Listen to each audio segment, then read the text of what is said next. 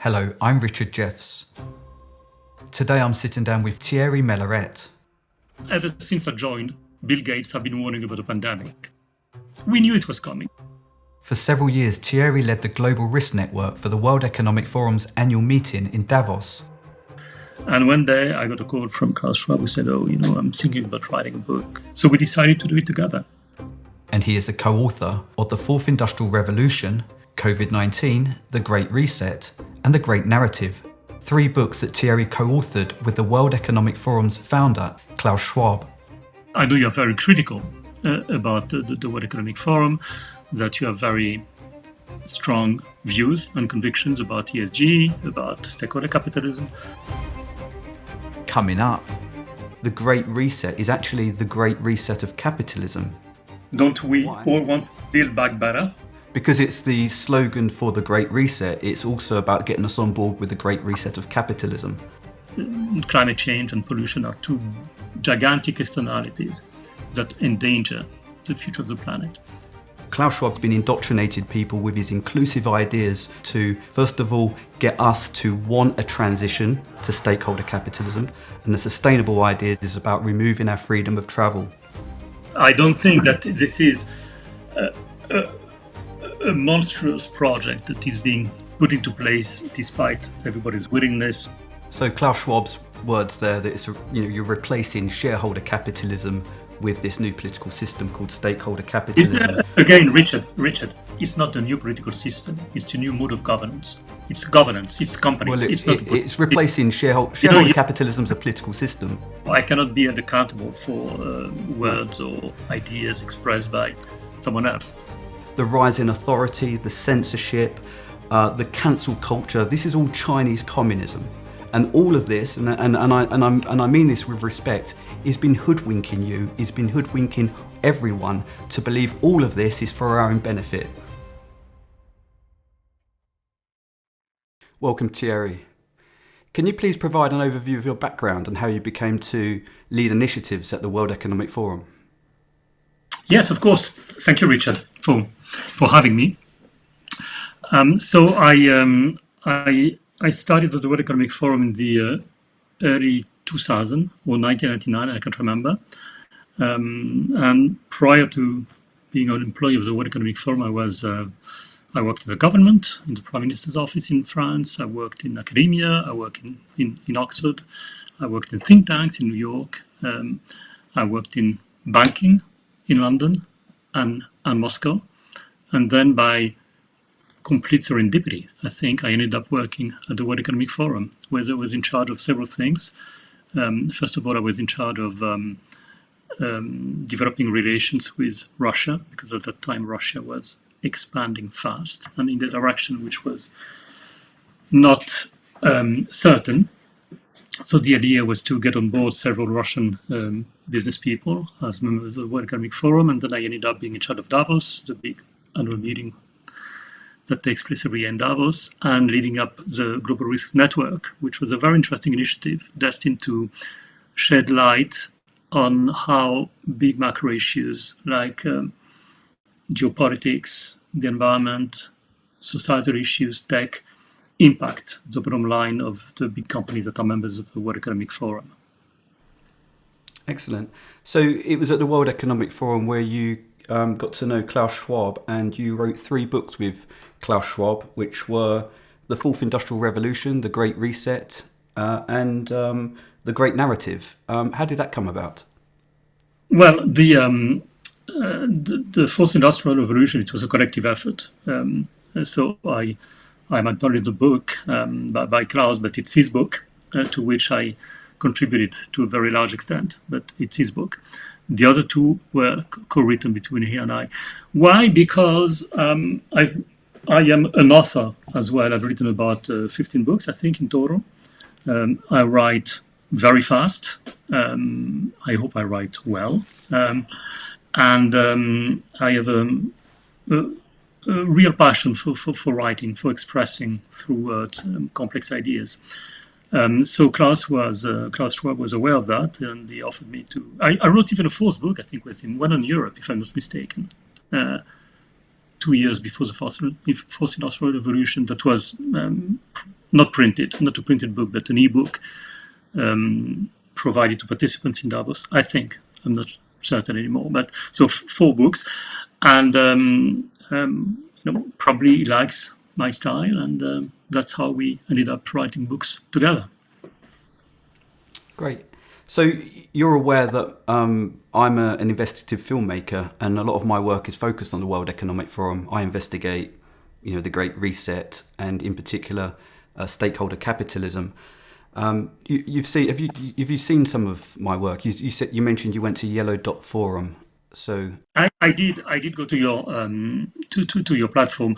As I just said earlier, I didn't get a chance to watch the little movies about the Great Reset, which is a shame because it would have informed our conversation and my perception of how you do things. I know you're very critical about the World Economic Forum, that you have very strong views and convictions about ESG, about stakeholder capitalism. So I know we are not sharing the same ideas. We don't have the same convictions. We have different values. But I appreciate the opportunity to have an informed and civil debate, not an argument. The idea is not to have an argument, but to express our divergences in a cordial, constructive manner, which is what it is all about. Absolutely, I'm very grateful that you decided to have this interview. So I've got a clip here from one of my films about the World Economic Forum. This is Klaus Schwab talking about who the World Economic Forum are and who the members are. So I'm just going to play this first clip. This is for the purpose of the audience to help them understand who the World Economic Forum are and their importance in this. Your vision of what the World Economic Forum is. Yeah, well, what I've done is I've for the last couple of years I've gone through the World Economic Forum's website and I've taken clips from the World Economic Forum website. Okay. So you're not hearing any opinion from me. This is all information coming from the World Economic Forum. This is Klaus Schwab. He's the executive chairman of the World Economic Forum, an exclusive organisation for the world's most influential people. Around 1/3 of the members are CEOs of multinational companies, 1/3 are leaders of international organizations and governments, and 1/3 are from civil society, forming a truly multi-stakeholder community. His members include powerful heads of state, from Joe Biden and Keir Starmer to the President of the People's Republic of China. We are working closely together with governments from around the world, including all G20 countries. As you can see there, the World Economic Forum is a very powerful institution, and Klaus Schwab is explaining how he's working with all G20 countries. And in fact, all G20 countries are partners of the World Economic Forum, and the heads of those countries are elite members of the World Economic Forum. In your most recent... I would disagree with that. Okay, please. Yes, please do. Yeah. Well, of course, there is a collaboration between these governments and big companies that attend World Economic Forum events every year in different locations, by the way. It's not only Davos, it's also China, it's different places all around the world. But the World Economic Forum is a platform to bring people together. So it's not an institution that sets the agenda, because even if we wanted to, it's not in a position to do so. It's a platform to convene people, nothing more than that. And we'll get back to this when we discuss, among the questions, these conspiracies around the Great Reset. But everything that the forum does is totally open, because there's so many people around, and we live in a world that is so transparent, in which technology allows you to capture what is being said, seen, etc. So there is nothing very mysterious about the organization. It's just a convening place, and it does it very effectively. But sure. I guess all I'm commenting on is that the UK have a partnership, the UK government have a partnership, so does most G20 governments. So if you go to the UK government website, you'll see the partnership with the World Economic Forum. And really? Also, yes, and also, and I can... It explains the partnership. I may have that in a later video that we'll show. We can come back to that. And the heads of all the governments, the G20 governments, have got profile pages on the World Economic Forum. Yeah, naturally. So you can search. Yeah. So and that shows the membership, the members of the World Economic Forum. You mentioned that there is this white ticket or white badge in your most recent book, which is Deaths at Davos. Can you explain Right. what the white pass or white ticket? Can you explain what that is, please? Well, I can explain how it was 15 years ago when I was at the WEF. I haven't been since 2006, I believe, or 7. Well, when you go to Davos, you have a system of badges. White badges being the members of the World Economic Forum and the people who have access to everything. So it includes media leaders, it includes academics, it includes government officials, policymakers, etc. But white badges are for the members of the World Economic Forum, and the members of the World Economic Forum are the companies that pay to become a member of the World Economic Forum. Government officials are invited as guests. Sure. But, if you want details and all.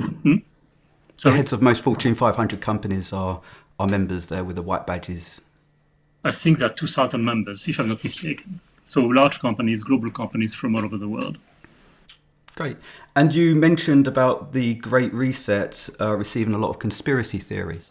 Soon after the pandemic, and you released the book, the World Economic Forum released a video telling us that we're own nothing and be happy. I just want to play you a quick clip, so you can. I just want to show you why. It's apocryphal. It's totally apocryphal. It's totally what? I know. You say apocryphe in French. It wasn't said by a WEF member. It was taken totally out of context in an interview that was conducted with an academic. I can't remember her name, a lady, and that's what it is. Nothing more than that. So it's not a view about things. And if you Google this quote, you will find out exactly the details and how it came to bear. And it became a focal point of this conspiracy theories, but Sure. totally unconnected from the book and the So I'm going to play conviction. a quick clip from this. It was a social media clip that was produced by the World Economic Forum. So as I understand it, Klaus Schwab, as the executive chairman, would have authorised this before it went out. You'll own nothing and be happy. 1 billion people will be displaced by climate change. There will be a global price on carbon. This will help make fossil fuels history. Whatever you want, you'll rent, and it'll be delivered by drone. You'll eat much less meat. The US won't be the leading superpower. We'll have to do a better job at welcoming and integrating refugees. And by the time we reach full stakeholder capitalism, Klaus Schwab warns, Western values will have been tested to the breaking point. You can see why people would be a little bit sceptical, a little bit suspicious when Richard, there's a pandemic, a rise in authority, and then Klaus Schwab releases a video explaining that we're own nothing and be happy. And there's a few, especially Western values, will be tested to the breaking point. I can contextualize. I saw it very fast because you have so many slides. But this quote is based upon the work of the future councils of the World Economic Forum. And the future councils of the World Economic Forum, they were funded after I left. So I'm being careful about my statements. But they are councils composed by all sorts of experts, thinkers, academics who work in a particular thread and provide insights, input to the different meetings, task forces of the World Economic Forum. And so this particular quote, now I remember, was taken out of a statement made by a lady, an academic, I think a Danish academic, if I'm not mistaken, who was part of this council. But in this council, you can express any view you like. It's not the view of the World Economic Forum. It's as if you are taking a quote from a newspaper, from an op-ed, which is not linked to the positions expressed by this particular media, and make it belong to this particular newspaper, taken out of context. So nothing to do with the Great Reset, nothing to do with what I wrote with Klaus Schwab. Absolutely. I'm not blaming you for creating this, but the World Economic Forum produced the video and published that video, and then they took it down once people started to be concerned about it. So, oh, really? Yeah, so the World Economic Forum, as you know, have been involved quite heavily in the pandemic. So on the lead up to the pandemic, Klaus Schwab and Bill Gates funded Event 201. Are you aware of Event 201? Event 201? No. Yeah, so 3 months before the actual pandemic took place, Bill Gates and Klaus Schwab funded Event 201. And it was to simulate a global pandemic of a highly contagious coronavirus. I know this because I've been at the forum 7 years, and ever since I joined, Bill Gates have been warning about the pandemic, very publicly. We knew it was coming. Sure. So I think I joined in 1999 or 2000, and there were already task forces in which Bill Gates was involved, I believe, warning about the risk of the pandemic, because it was known. It was not a question of when, if, it was a question of when. So, that was part of the normal activities of the World Economic Forum to work on these and warning companies about the risk, which is what I did with the Global Risk Network. We warned companies that there was a strong pandemic risk for which they had to prepare. And in the end, it happened. So Event 201, I'm just going to play a quick clip of Event 201, which took place 3 months before the actual pandemic. Yeah. On behalf of the World Economic Forum and the Bill and Melinda Gates Foundation, I'd like to extend a very warm welcome. The goal of the Event 201 exercise is to illustrate the potential consequences of a pandemic. A new coronavirus spread silently within herds. Gradually, farmers started getting sick. Infected people got a respiratory illness with symptoms ranging from mild flu-like signs to severe pneumonia. The sickest required intensive care. Many died. CAPS is a novel coronavirus related to those viruses that caused the frightening SARS epidemic in 2003 and the deadly MERS outbreaks in recent years. So that was fairly uncanny with regards to how it represents. Okay, I would express it differently. That was very good scenario planning. Yeah, when you run a business or you run a country, you need to think ahead and get a sense of where the future risks lie in order to get prepared for them. So they did very well to predict that it will take place like that within a few months. Because they did that the year before and the year before and the year before. I was just telling you, this is something that we'd warned about ever since they never funded it the year before, not Bill Gates and Klaus Schwab. Yeah. So then there was this check, Richard, if I may, check with the World Economic Forum and that. You can check with the media team. Okay. There was this, and then there was the lab leak fit theory, of course, where there was a theory that it came out of the Wuhan Institution of Virology, where gain of function was being funded by the NIH in the US, led by Anthony Fauci, who's a prominent World Economic Forum member, and the NIH is a partner of the World Economic Forum. And so I'm just going to play you a clip from this now. Gain-of-function research was done entirely in the Wuhan Institute and was funded by the NIH. You do not know what you are talking about, quite frankly, and I want to say that officially.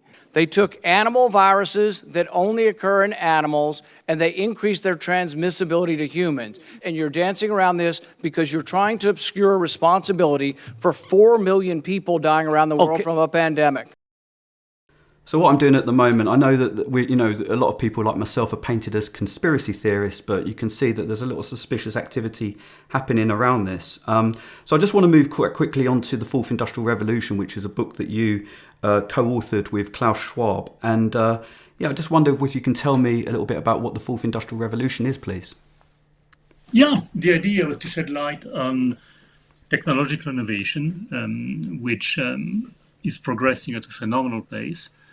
And the idea of the book was to express in simple terms what the fourth industrial revolution and this convergence between different technologies, biotech, nano, etc., is all about. So it's based upon conversations I had the privilege of conducting with experts from all over the world, tech companies, etc., just to shed light on what it is. And I want to reemphasize what I said at the beginning.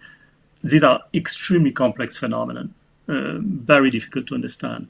So the idea is really to simplify that to the maximum possible extent while remaining truthful and remaining adhering to science-based evidence and understand where this might lead, and the pros and cons and the advantages, the disadvantages. So it's an exploration into what the fourth industrial revolution is all about, nothing more than that. Absolutely. So the fourth industrial revolution is an area that I'm interested in because I have a work platform that's designed for the future of work, and that's how the World Economic Forum came on my radar many years ago. So I was very interested to see the work that Klaus Schwab and your colleagues at the World Economic Forum were doing on this. And so I'm just going to play a clip. So in 2020, the World Economic Forum produced a report called the Future of Jobs 2020 report. And so in the report, it's all talking about how artificial intelligence will affect the way we work, which is essentially what the fourth industrial revolution is. It's how technology changes the way we work. That's what a revolution or industrial revolution is. So I'm just going to play you a quick clip. The COVID-19 pandemic-induced lockdowns and related global recession of 2020 have created a highly uncertain outlook for the labour market and accelerated the arrival of the future of work. By 2025, 85 million jobs may be displaced. And alarmingly, 50% of all employees will need reskilling. The unemployment, and the impact on livelihoods, about 50% of people in the world will be affected, taking the combined effects of COVID-19 and the fourth industrial revolution. So Klaus Schwab on the report there was very careful in the way they phrased 50% of the workforce will need reskilling. But reskilling means jobs lost, right? Not necessarily, no, not from an economic point of view. You can reskill people while they remain in the activity and prepare them to exercise another type of job. No, reskilling, I don't see it that way.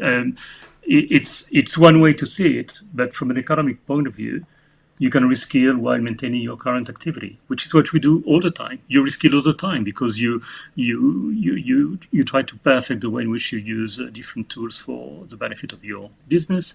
I do the same. I reskill, and today I think we live in a world in which change is so fast and complexity is so high that we need to reskill on a constant basis, and this is what's happening in many parts of the world.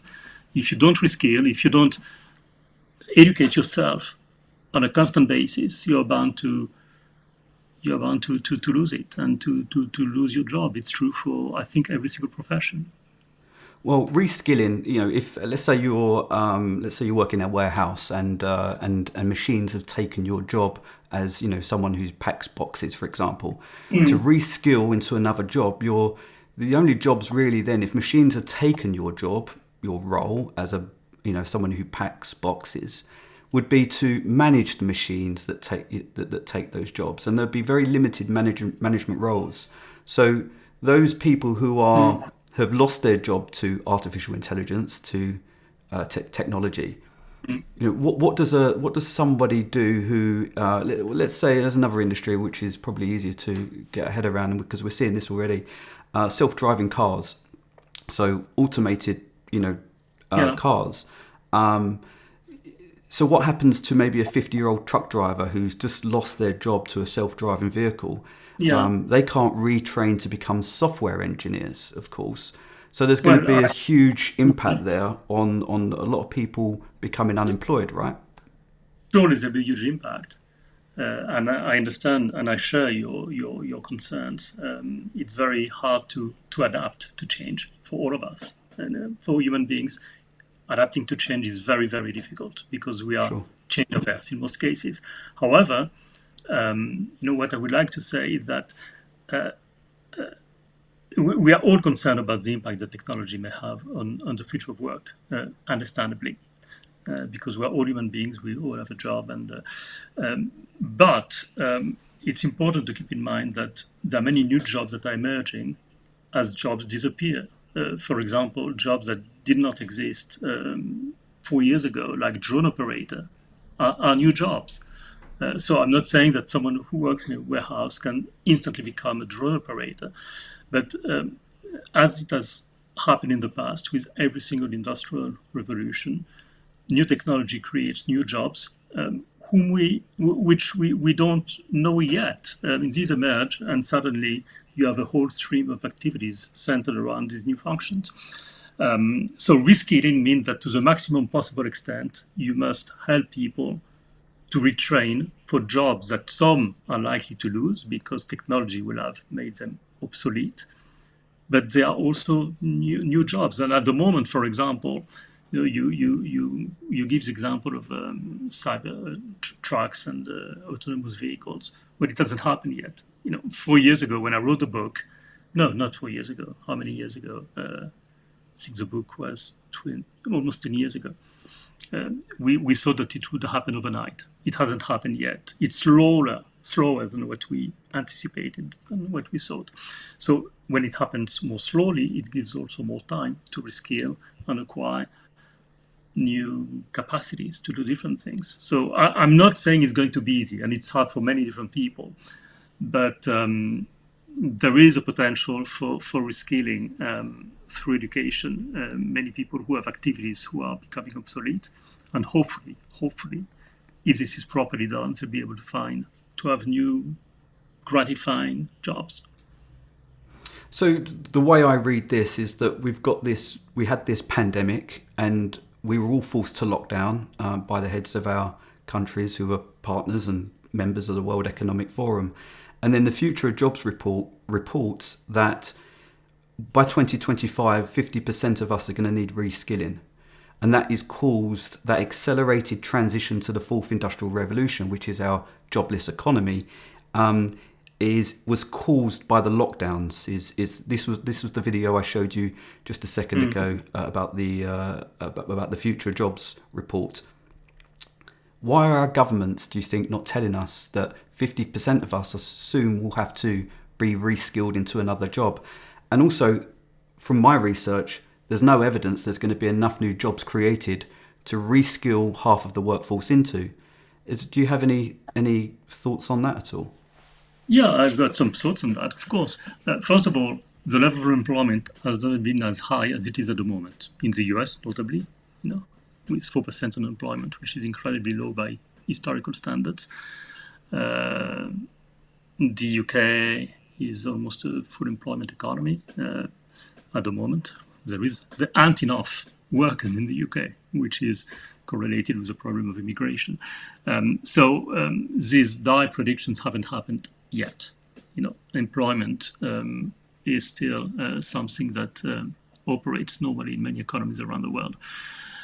Second, of course, we need to reskill. We know that. And this is why it's so important to have educational projects, ventures that allow people to be prepared for when technology changes radically and we need to acquire new skills to do new jobs, which are emerging as we speak. As I said earlier, the drone operator, nobody knew it existed. Now it's a job. It's a full-time job for many people around the world. And I could enumerate many, many more. So you lose jobs, you gain jobs. And in order for this process to be as smooth as possible, you help people to reskill, to acquire new skills. And I want to emphasize again that we live in a world in which reskilling is a constant necessity for you, for me, for everybody. So there are a few catastrophes that the World Economic Forum are projecting over the next few years, such as a catastrophic cyber attack, and in 2020, the World Economic Forum projected that there's going to be a recession that's equal to the Great Depression, and of course that would further accelerate our transition to a jobless economy. I do have an animation to show you, but it's a little bit long. I might skip that, but ultimately, I guess what I'm doing at the moment is just painting a picture. Is that in the future there's the World Economic Forum projecting that there are a significant change in the way we work. Their initial projections was by 2025 that 50% of us are going to be affected, in Klaus Schwab's words. That's actually been postponed until 2027, where 42% of the workforce are going to be affected in their most recent The Future of Jobs report. And then in the same report, the Future of Jobs report, say Klaus Schwab or whoever it was who's in charge of this report, also explained this, which I'll play the film. There is an ever larger need for a great reset. We will end up with many more unemployed. We have to prepare for a more angry world. I see the need for action. I see the need for a great reset. And this brings us nicely onto the Great Reset book that you co-authored with Klaus Schwab, called COVID-19, The Great Reset. Can you tell me a little bit about what that book is, please? Yeah. So when the economy, when COVID happened, it was not unexpected, by anybody. The WHO, many organizations around the world had predicted that the pandemic would happen, because as I said earlier, it was not a question of if, but a question of when. And we know that a new pandemic would occur, by the way. It's inevitable. If you take into account the opinion expressed by health specialists and experts. When it took place, I immediately thought, it's interesting, because in the past, when a pandemic has taken place, it normally entails monumental shocks. It's an exogenous shock imposed to societies, to economies, and many, many things change. If you take the Great Plague in the Middle Ages, I think we probably estimate that 50% of the population disappeared in Europe at that time, and it triggered a chain reaction of monumental consequences, economically, societally, from a societal standpoint, etc. So when the pandemic started in March 2020, I live in Chamonix, which is very near northern Italy, and northern Italy at that time, you may remember, was in a total state of panic because the pandemic had engulfed the Lombardia region with many, many deaths. So I thought, it could be that it becomes something similar to the big pandemics of the past, with consequences that are unimaginable today. But I would like to look into this. So I started putting my thoughts together. And one day I got a call from Klaus Schwab, who said, I'm thinking about writing a book about this. And I said, well, I'm also thinking of writing a book about the consequences of the pandemic, COVID. So we decided to do it together. And we decided to look at it from a multiplicity perspective, which is the way I look at things.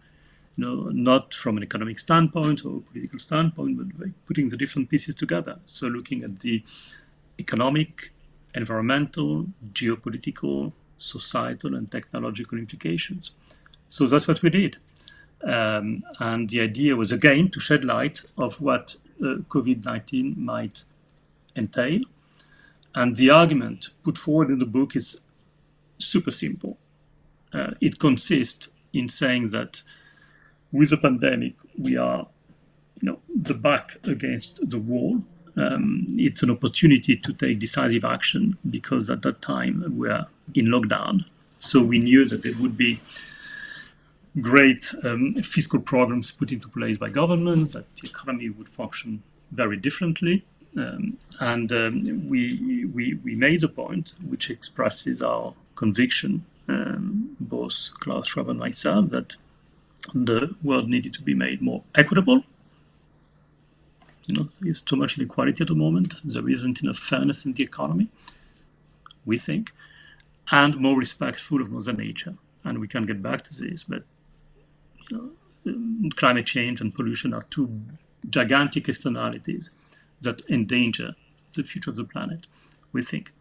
So that's the argument that we put forward in the book. Super simple. And we wrote it very, very fast. I'll come back onto the inclusive and sustainable part of that a bit later on, because that's two key components of stakeholder capitalism, of course. But thank you. My question is, and what a lot of people were concerned about, that actually the Great Reset is actually the Great Reset of Capitalism. I'm just going to play you a quick video. The world must act jointly and swiftly to revamp all aspects of our societies and economies. Every country from the United States to China must participate, and every industry from oil and gas to tech must be transformed. In short, we need a great reset of capitalism. Again, that was quite suspicious that lockdowns, a rise in authority, and the Great Reset is the Great Reset of Capitalism that's clearly explained by the World Economic Forum. What are your thoughts on that? Richard, could you give me 1 minute? There is someone knocking at the door. Sure, and no I want problem. to speak maybe faster. Do you mind? Can I Absolutely. interrupt? Thank you very much. So just to continue, so we see that the Great Reset, the World Economic Forum are talking about the Great Reset of Capitalism. Now, in some of my earlier theories, and this is what got me into researching the World Economic Forum and the Fourth Industrial Revolution, was I asked the question, what happens when artificial intelligence takes our jobs? Because as far as I can work out, there's not going to be enough new jobs to support the number of jobs that are going to disappear. So as technology advances, it's going to become better and better. It's not like the third and the second industrial revolutions. The fourth industrial revolution is going to result in a significant number of job losses and people out of work. And later in the film, we look at the UBI and other things that can support people. But the reason why I was concerned was because as more people become unemployed, the benefit and welfare systems that we currently have that provide a safety net to people who are unable to work, that will become broken because that's subsidized by the people who work, by the people who pay tax. And there's going to be less money in those pots and more people requiring that money. So there's going to be an issue there. And this is explained in the animation, which I might put at the end of this video. The issue I see is that as less people work, there's less money going around the economy, moving around the economy, and that's going to affect small businesses, small medium-sized businesses, because people have got less money to spend. That will result in more job losses because those businesses will have to cut their overheads, and essentially it becomes this snowball effect where capitalism does break, and that's when I became interested in what the World Economic Forum were doing, talking about the Great Reset of Capitalism. So I'm going to play another video, which is looking at how the Great Reset, what that has to do with our jobs. Welcome back to the Great Reset on day one of the Jobs Reset Summit, which is being held as COVID-19 is not only wiping out jobs, but also changing the way millions of us work. World Economic Forum Managing Director Sadia Zahidi. In the last few years, I think we've seen the growing threat of technology to jobs. By 2025, humans and machines will be at par in terms of how those tasks are being divided. That about half of their employees will need reskilling. In every single job, there is the expectation that at least 40% of the core skills in that job are going to change. Now, that is a massive number for most of us to absorb. It basically means that roughly half of what we're doing is going to look different in terms of the tasks that we do day to day. I also have another quick video I just want to show, and this is called The Great Reset, Harnessing the Fourth Industrial Revolution. So there is a correlation there between the Great Reset and the future of work. I'm delighted to welcome you to the Great Reset Dialogue on harnessing the fourth industrial revolution. The big fear people have about the fourth industrial revolution relating to their jobs, their concern is that there will be casualties of this revolution, and that the idea of a reset is really about resetting them out of the workforce and replacing them with robots. The fourth industrial revolution had been slowly wending its way into global supply chains during the 4 years since Klaus Schwab published his work. And then the Great Reset came along. COVID-19 struck. All of a sudden, the digital revolution accelerated.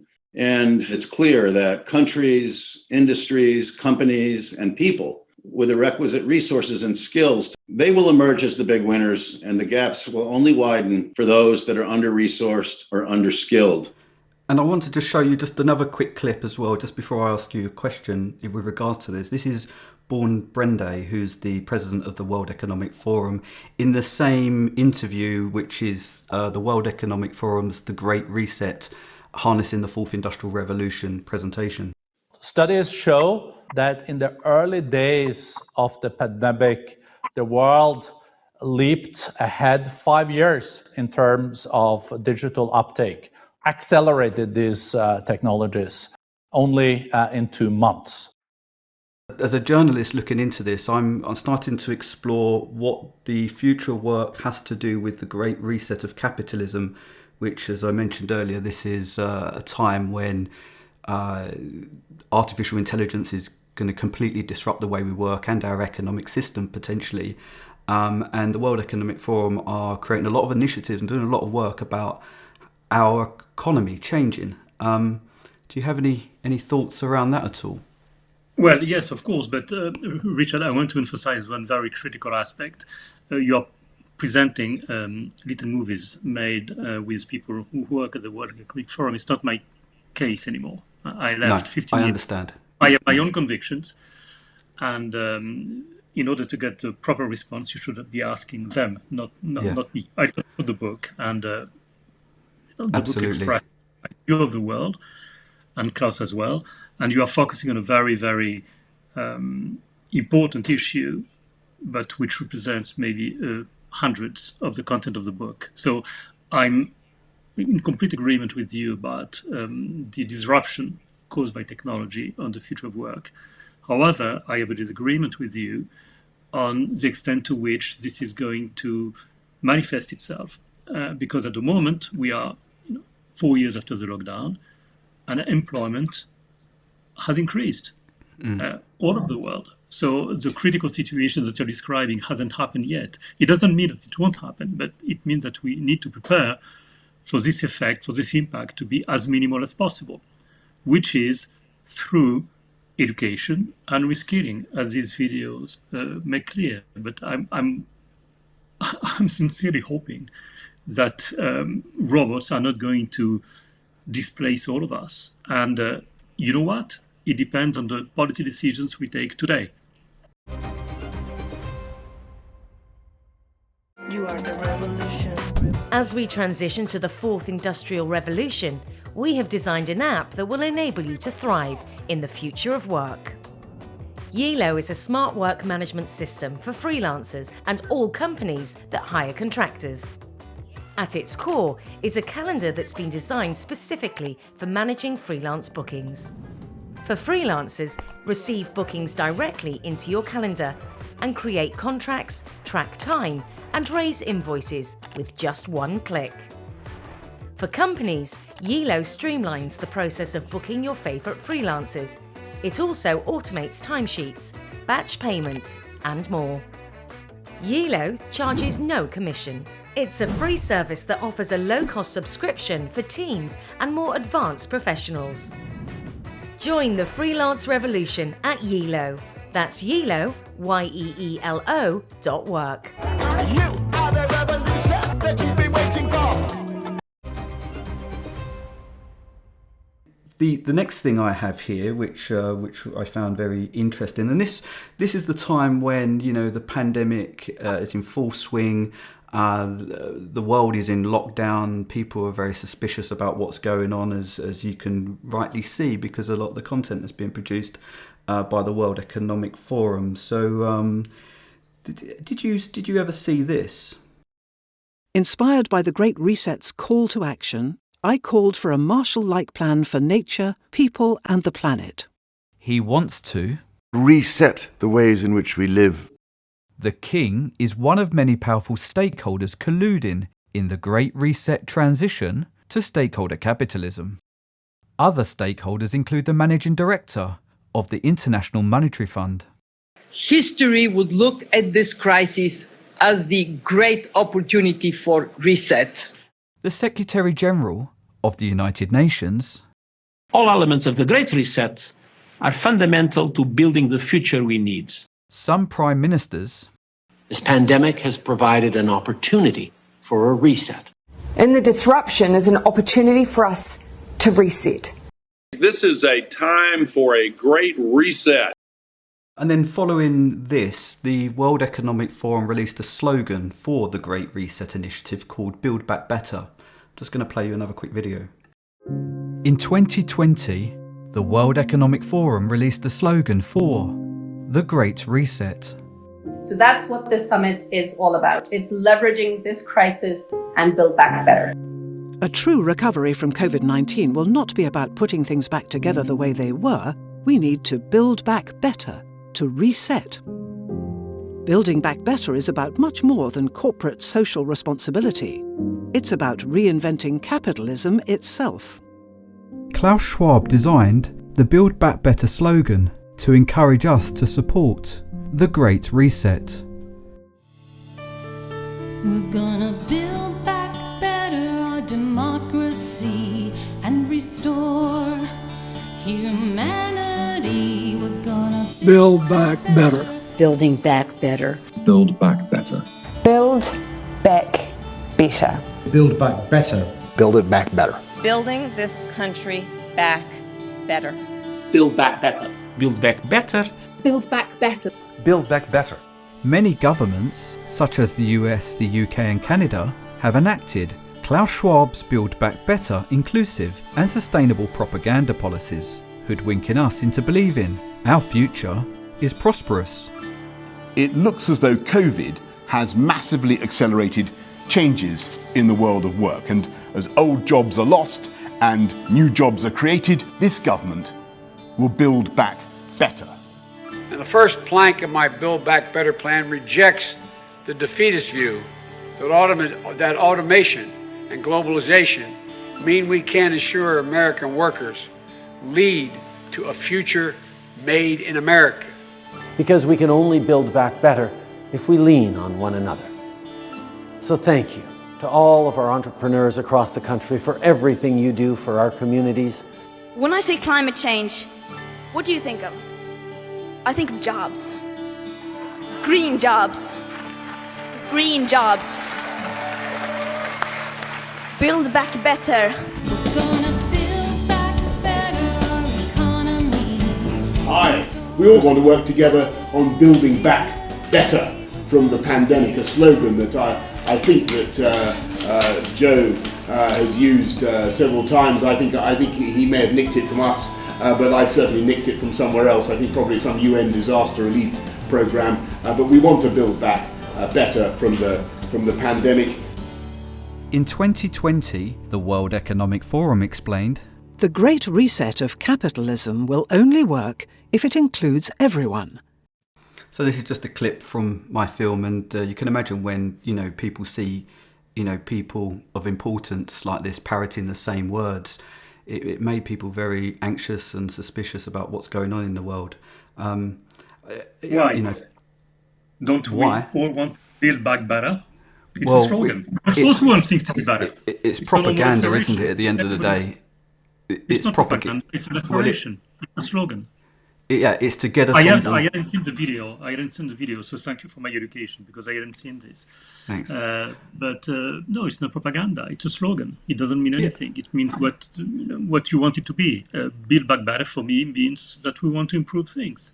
Sure. Yeah, of course. It could also mean, because it's the slogan for the Great Reset, it's also about getting us on board with the Great Reset of Capitalism. So the next thing we can come on to is stakeholder capitalism. So in 2021, I know that you don't have much to do with it or anything to do with this, but I know that you have. You mentioned ESG in your most recent book, which is the credit score for stakeholder capitalism. And this is where my focus has been more recently over the last couple of years. I've made a film that looks into stakeholder capitalism. So stakeholder capitalism appears to be, well, it is a new political system that replaces the two existing political systems that are used around the world. So we have shareholder capitalism here in the West, which is free market capitalism, and we have state capitalism in the East, which is China communism. Klaus Schwab argues that we need a new political system that replaces these existing systems, and that was very interesting to me, because after talking about the Great Reset of Capitalism, and now we need a new political system, a new global political system that's used or adopted by all G20 countries. So I've been researching this for the past couple of years, and so I just want to start with this bit of evidence on why Klaus Schwab founded the World Economic Forum in the first place. In 1970, as a young professor at the University of Geneva, I pioneered the stakeholder concept. As a consequence, I created the Forum as a not-for-profit foundation. So Klaus Schwab explains there that he created the, or pioneered the stakeholder concept in the early 70s, late 60s. And he founded the World Economic Forum as a result of this. He talks quite openly, with more clips, I've kept them short, to enact essentially stakeholder capitalism globally. Before I go on and give you an opportunity, do you have anything that you wanted to add to this about stakeholder capitalism? Yeah, of course, it's not, you said it's a new mode of state policy. No, it's not. It's a mode of company governance. You have the model espoused by Milton Friedman in the 60s of shareholder capitalism. And you have a different view, which is expressed by those who espouse the concept of stakeholder capitalism, which is more inclusive, certainly, because it doesn't account only for the shareholders. And so it's not a political opinion. It's a way of looking at the way at how companies are being governed. It's a corporate governance concept, not a political system notion. It's very different. I understand that's how it's being sold, but I understand both opinions. There is a great deal of research that goes into this to see which companies operate best. Those who privilege, favor shareholder capitalism, those who favor stakeholder capitalism. And I'm in favor of the latter because I think they're more inclusive and account for the externalities that we face, negative externalities that are very damaging and cannot be addressed unless we have a more inclusive corporate model. Absolutely. So it's more inclusive, more sustainable.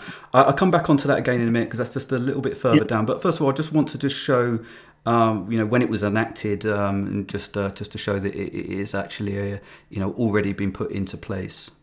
Klaus Schwab has now become one of the most powerful people on the planet, enabling him in 2020 to finally fulfill his mission. Today, the concept of stakeholder capitalism is finally becoming mainstream.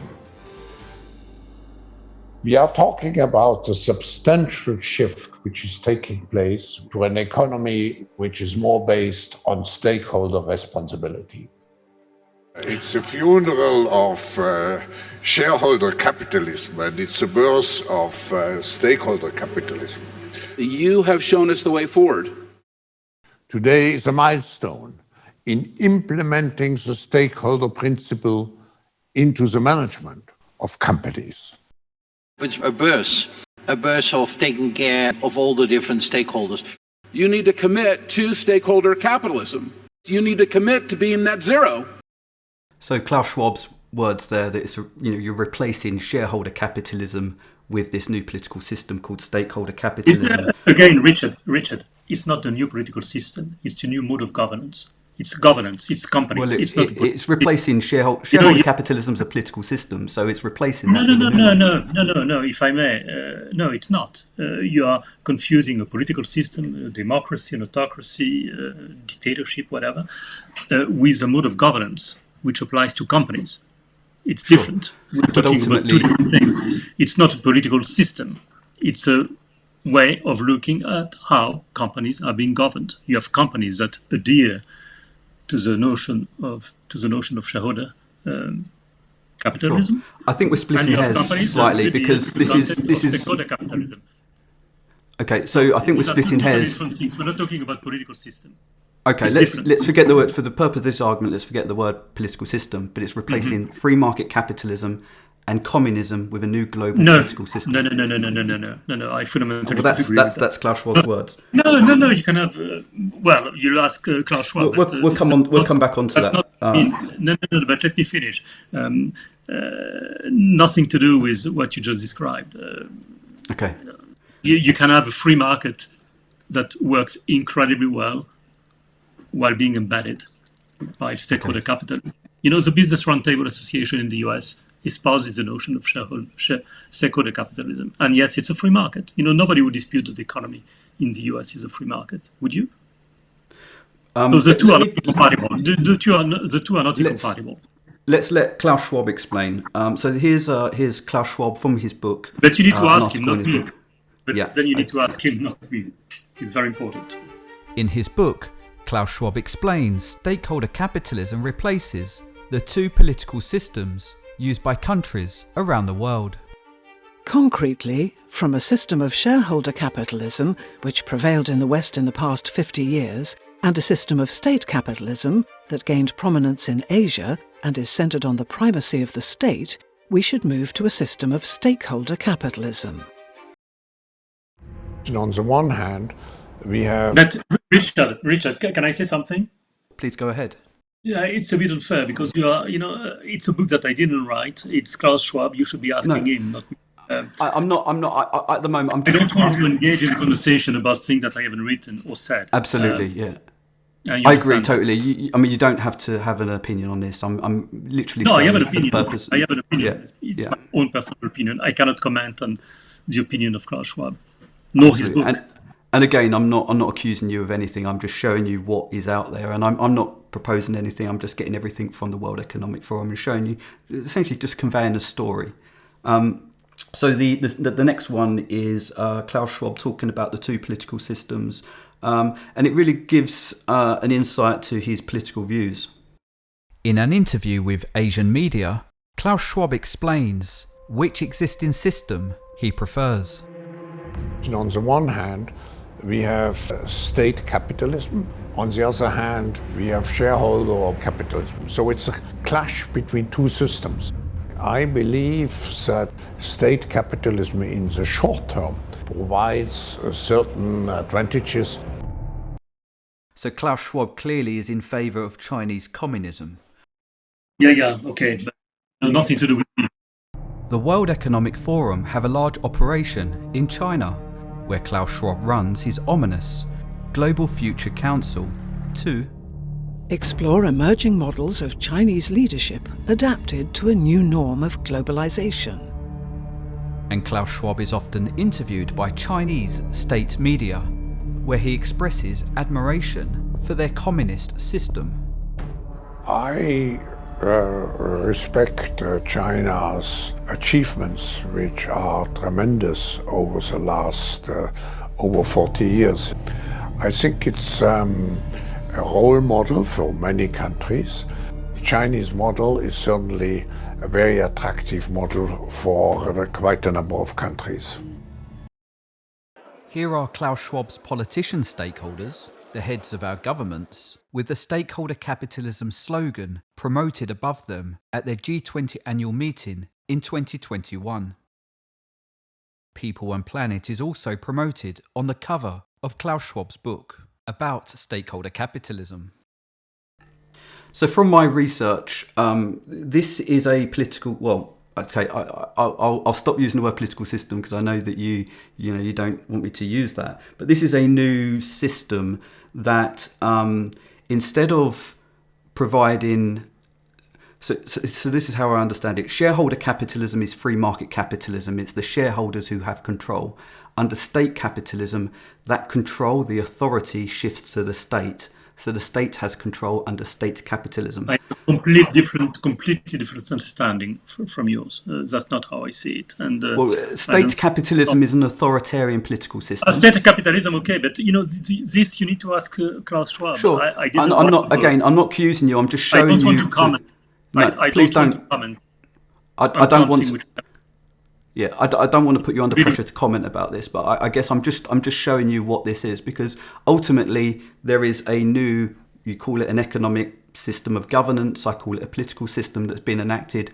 We don't know about it, first of all. Second of all, it's happening undemocratically. No one's voted for it. So this is a concern. This is a big concern for me. So I've taken time away from growing my company to look at this and start investigating it, because as you can agree, it needs to be investigated. It needs to be discussed. We need to have a conversation around that. So this is a concern for me, and this is why I'm doing this work. I don't know whether it needs to be investigated because all this is so public and so innocuous, but it needs to be understood. Surely, of course, as citizens, we all want to have an opinion about these kind of things. And you have yours, I have mine. Sure. But I don't think that this is a monstrous project that is being put into place despite everybody's willingness or undemocratically, because, again, stakeholder versus shareholders applies to the corporate governance of each company around the world. That's a decision. Some people espouse shareholder, some people espouse stakeholder. It's a different of opinions. There is a huge amount of academic literature on the subject, but we're not talking about political systems or democracy. We're talking about the way in which companies are being governed. And I understand you have a different opinion from mine, which is okay. Absolutely. Well, this is the way I see it. So we have free market capitalism, shareholder capitalism here in the West.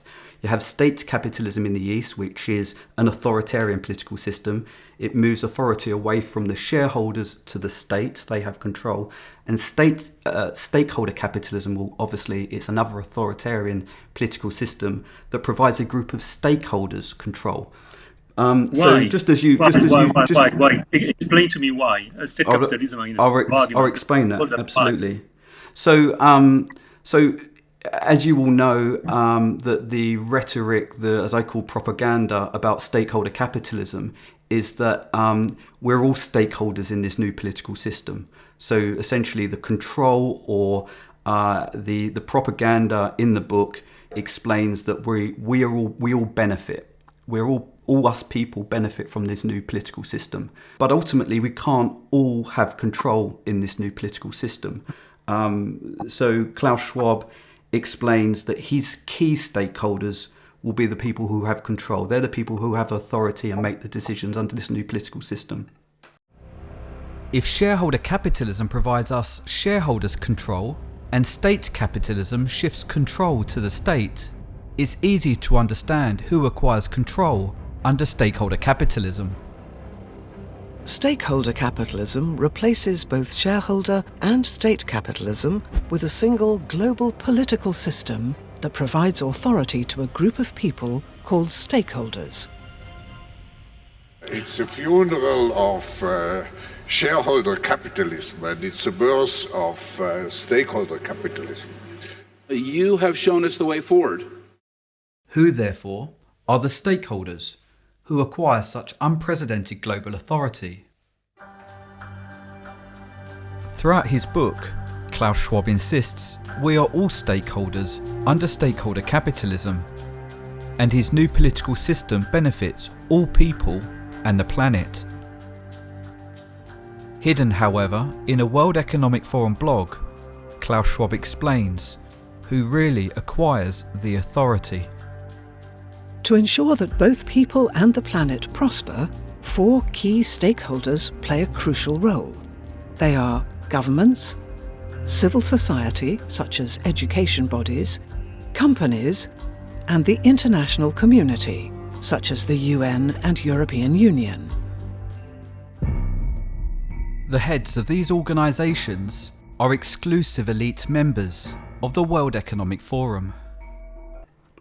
So again, that's Klaus Schwab in a blog talking about who essentially has control in this new political system.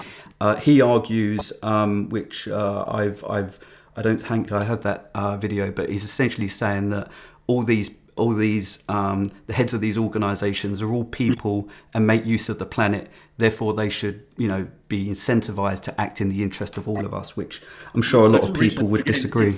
It's really important for the integrity of your video that you don't associate me with that, because you're talking about a book which I didn't write. Again, and I'll be clear, you have nothing to do with this. And you understand that I left the forum 15 years ago. Sure. So I cannot be held accountable for words or ideas expressed by someone else. Absolutely, and I make it absolutely clear that you have nothing to do with this book. I said it at the beginning, but I guess what I'm doing at the moment is to try and convey a story that there's something here that we should all be aware of. First of all, there's a lot of things happening. The fourth industrial revolution, we need to have a conversation about what's going to happen with our jobs. Our governments are not telling us about this. We've got a shift in our economic governance. This is happening undemocratically. Okay, we haven't had a vote. Most people are unaware what stakeholder capitalism is. So that's an issue, first of all, and it's going to affect every single business. And what happens in the economy affects the society. But I just wanted to get on very quickly to inclusive and sustainable. So the two key components of... We're almost finished on this, and I appreciate your time. I want to talk about that was my primary absolutely, yeah. I'll definitely come on to that, and I'm very grateful that you've given me your time, and I want to pay you the respect as well to talk about your new book, which I read, and I think it's great. So thank you. So the two main policies of stakeholder capitalism is inclusive and sustainable. Now, you've mentioned it before. So inclusive is based upon an idea. Well, actually, I've got a video here that I think I'll explain it. So, well, first of all... Not too long, because in 15 minutes I need to go. Sure. Okay. So this is Klaus Schwab talking to Xi Jinping about inclusive and sustainable. This is him actually welcoming Xi Jinping as a stakeholder to govern us, one of his key stakeholders. Klaus Schwab has also built a close rapport with the General Secretary of the Chinese Communist Party. It is my distinct honor and great privilege to introduce His Excellency Xi Jinping.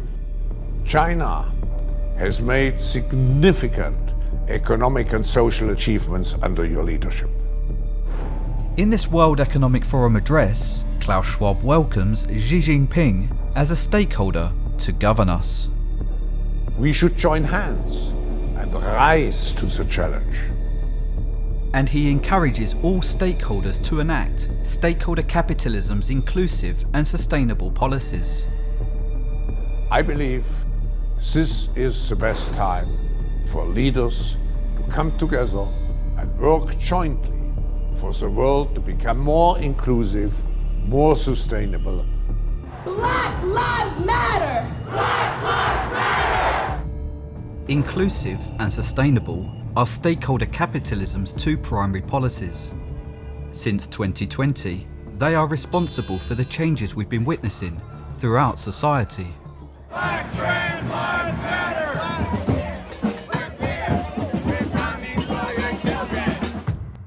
Inclusive policies are based upon the idea that black and trans people are oppressed, and sustainable policies are based upon the idea that climate change poses an existential threat.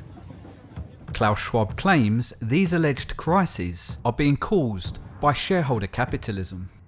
By transitioning to stakeholder capitalism, he alleges the world will become more inclusive of oppressed people and sustainable by eliminating climate change. In collusion with his media, education, and corporation stakeholders, Klaus Schwab has been propagating inclusive and sustainable ideas to manipulate us into wanting stakeholder capitalism. The world which we want to create with the Great Reset, it will have to be more inclusive. It's a strategy that has proven effective throughout history for shifting nations to communism. Inclusive propaganda was the primary weapon used by Mao for shifting China to communism over a 10-year period called the Cultural Revolution. Originating from a Marx and Engels idea, Mao indoctrinated young working-class Chinese to believe they were oppressed by the capitalists, encouraging them to rise up and overturn capitalism in favour of a system that he alleged was more inclusive.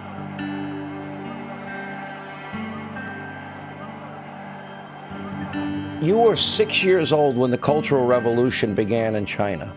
I just want to let the American people know that what's going on in our school and in our country is really a replay of the Cultural Revolution in China.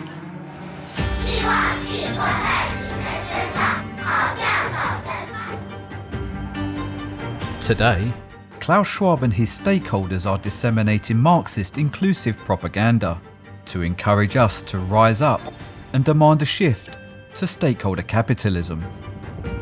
Reform is not possible! Reform is not possible! We need to defund! We need to defund! I want people to see there's similarities, and the similarities are terrifying.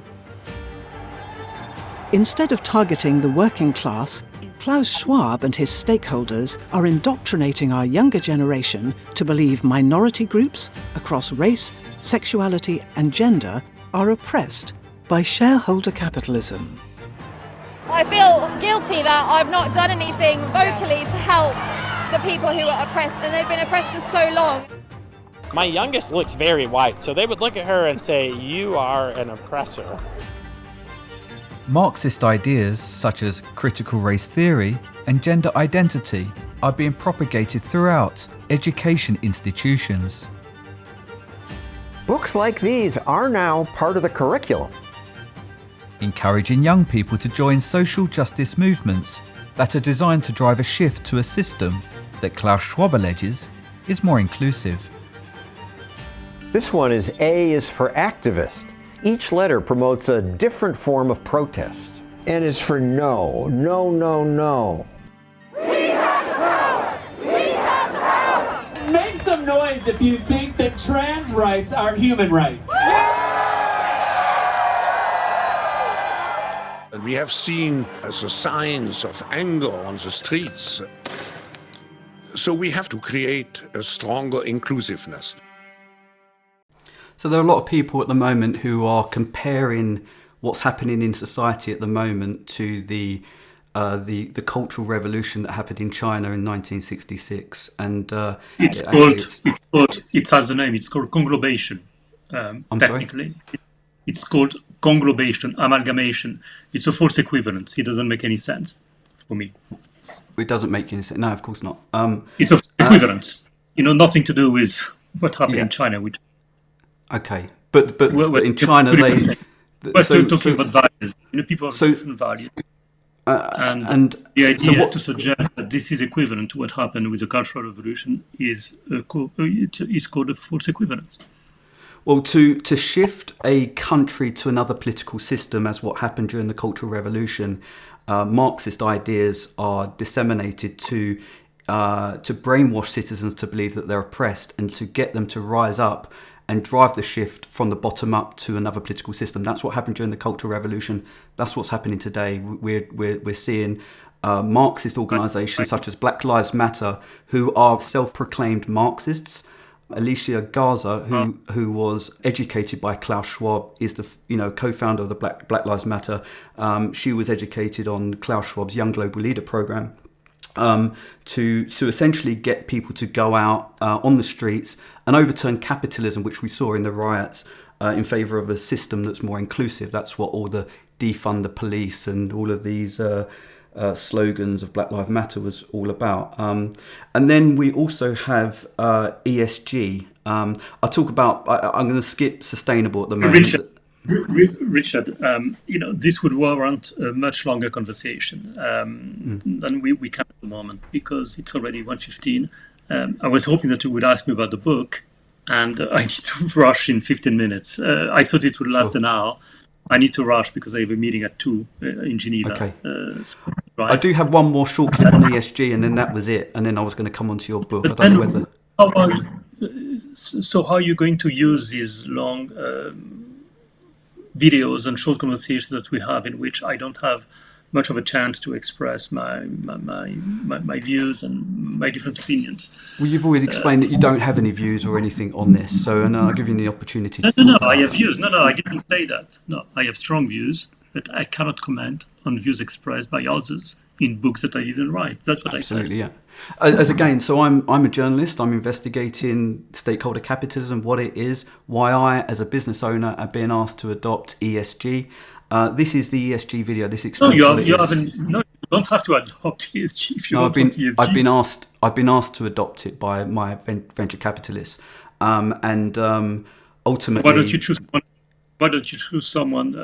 You're a free agent. Why don't you choose? Well, it's been mandatory. It's now mandatory in the UK for large companies to report it. So just because of that trend, I'm guessing that it's going to be all companies soon. But anyway, this is ESG. The stakeholder concept, and particularly the ESGs, are a very important part of getting business involved. To force us to adopt stakeholder capitalism, Klaus Schwab has launched a corporate credit score called ESG. E stands for environment.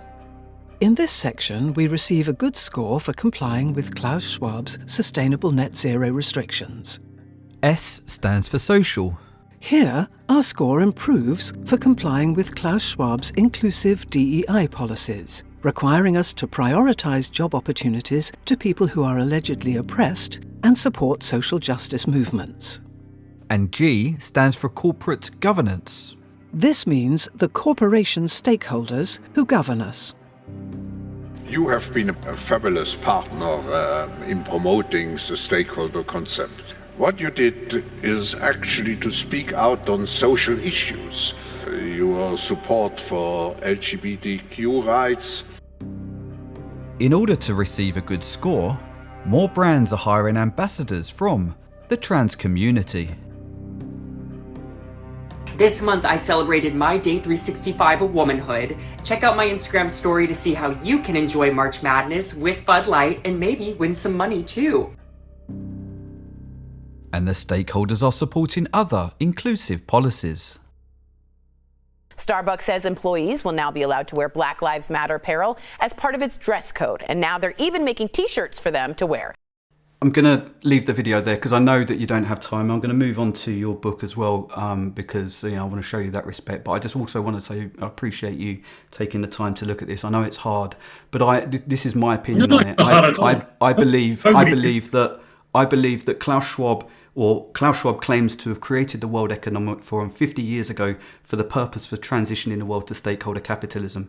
And he's been indoctrinated people with his inclusive ideas and sustainable ideas. These are two ideas that are used to, first of all, get us to want a transition to stakeholder capitalism, to drive that from the bottom up. And the sustainable ideas is about removing our freedom of travel. So a lot of people within the World Economic Forum, and those ideas have also come down from the heads of those Fortune 500 companies. People want this transition to stakeholder capitalism. I know a lot of people who want this transition because, as you mentioned, it will make the world more inclusive and sustainable. And I allege that people are brainwashed into this by these tyrants. If I may, don't you aspire to a world that is more inclusive and more sustainable yourself? Yes, but not at the expense of being locked down within our 15-minute cities and not being able to move anywhere unless we can afford to pay a carbon tax. Well, that's essentially the net zero plan. But I don't want to come onto that at the moment. That's another conversation. That's a bigger conversation. Net zero is essentially banning of anything that emits carbon by 2030, which 2030 is the deadline for when we reach full stakeholder capitalism. And the Great Reset is the name of our 10-year transition to stakeholder capitalism, just like the Cultural Revolution was the name of China's 10-year transition to communism. So the Great Reset is a plan, and it starts off with locking us down. It's not a plan. It's an aspiration. Crashes the economy. 50% of us will lose our jobs. Okay, the companies that will survive are the companies that are most competitive, and this transitions us into a position where Klaus Schwab knows that this is a time when we need to rethink our economic system anyway. It's a perfect opportunity to enact stakeholder capitalism, a political system that he's been trying to enact for the past 50 years and been unsuccessful. And so this is a perfect opportunity. So everything that we see from 2020 to 2030, the rise in authority, the censorship, the cancel culture, this is all Chinese communism. And all of this, and I mean this with respect, has been hoodwinking you, has been hoodwinking everyone to believe all of this is for our own benefit. It benefits people and planet. That's his plan the entire time. It makes the world more inclusive and sustainable. But again, with every transition to another political system, it's done undemocratically, it's done discreetly. If this was a fair political move to a new political system, then we would all have an opportunity to vote for it. It's sold in a way that makes us want to get on board with it. And of course, like you said, it's all about governance from these powerful elites that are forming this new global government, which is the World Economic Forum. No, I didn't say that. No, you didn't listen to what I said. No, I just said that stakeholder versus shareholder belongs to a category that has to do with corporate governance. We're not talking about global governance or anything of that sort. But again, you've shown me many videos. We've been on air for now more than an hour and 21 minutes, and it warrants a much more elaborate conversation if we want to get to the nuances of what matters in terms of conversation. So let's leave it at that for the moment. If it's okay. Thank you. Okay. And I appreciate your time, Thierry. But just to talk about your new book, Deaths at Davos. So if you still feel okay to talk about this, considering what we've just I need to go in 10 minutes. Sure. My primary purpose in talking to you was to promote the book because it's a novel. And like every writer, I want my novel to sell, which is normal. Absolutely. So I hope that with your help, I'll manage to sell a few thousand copies.